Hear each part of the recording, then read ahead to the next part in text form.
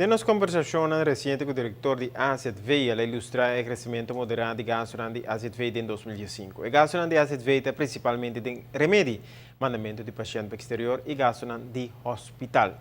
O crescimento moderado de gasto do último ano está devido ao melhor controle do órgão executivo do Seguro Médico General para gasto de maleza. O diretor Angora Engeleng explica que mecanismo de controle tem, por exemplo, para gasto de hospital.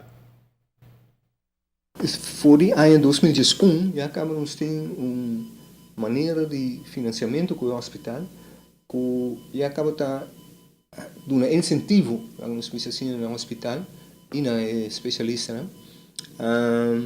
Para estar pouco mais consciente de gasto.